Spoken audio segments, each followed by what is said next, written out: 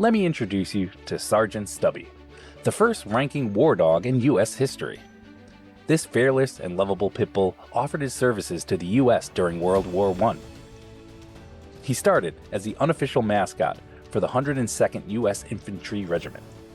He was one very patriotic dog who worked hard and earned the official rank of sergeant. His story began in the summer of 1917. He was alone and wandering the grounds of Yale University in New Haven, Connecticut. At the time, members of the 102nd Infantry were there for training. One of the soldiers, a corporal, Robert Conroy, befriended the dog and named him Stubby. During the months of training, they developed a fondness for each other. When the time came for the 102nd to ship out, Conroy was able to sneak Stubby on board the ship. During the weeks at sea and the training in New Haven, Stubby had learned many different things and military commands. Eventually, he was discovered by a commanding officer. Stubby did exactly what he was taught and saluted. The commanding officer was either amused or amazed, but allowed him to stay with the unit. From this point on, Stubby became their unofficial mascot. He entered combat on February 5, 1918, in a small town in northern France. Once there, their unit was under constant fire, day and night, for many weeks.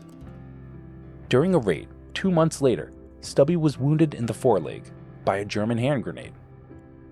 Like every wounded soldier, he was sent to the rear for medical treatment. When he recovered from his wounds, he returned to the 102nd, in the trenches, under constant enemy fire. Later that year, Stubby was injured by mustard gas. Again, he was sent for medical treatment. When he recovered and returned to battle, the unit had retrofitted a gas mask so it would fit Stubby and protect him from many other attacks. Stubby learned quickly. He was very intelligent and adapted to the war. He even knew the difference between a friendly and an enemy. With his keen sense of smell, he was able to give his unit advance warnings of mustard gas attacks and locate wounded soldiers in active war zones. With his acute hearing, he could hear the whine of incoming artillery shells and sound the alarm before the shells struck. His advance warnings helped the 102nd know when to mask up and when to take cover. He's credited for saving many lives in his regiment. Then one day, Stubby, patrolling the area, captured a German, all by himself. He caught and held the enemy spy.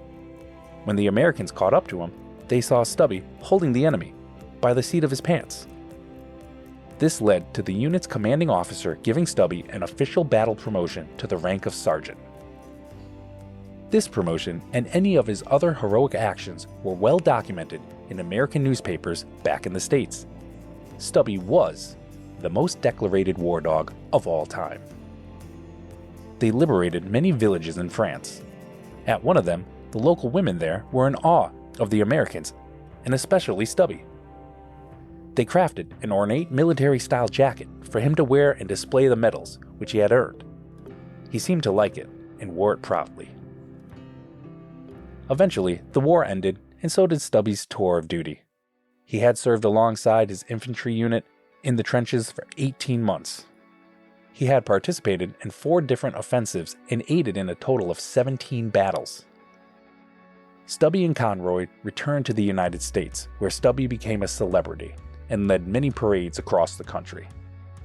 He had met several presidents and was given different awards and honorary memberships. As Robert Conroy attended Georgetown University, Stubby became the team mascot. He received his own football. At halftime, he would play with it on the field, much to the amusement of his fans. Sadly, Stubby passed away on April 4, 1926, at the age of 10.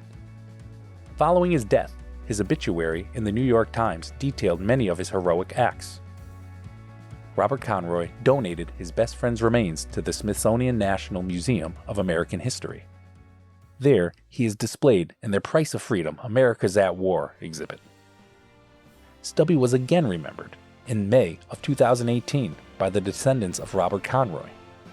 They dedicated a life-size bronze statue of Stubby at the Veterans Memorial Park in Middletown, Connecticut. The statue, named Stubby Salutes, pays tribute to all of Connecticut's fallen veterans. I would like to take a moment to thank many of our veterans and their helpers, like Stubby, for all they have done and sacrificed for our great country.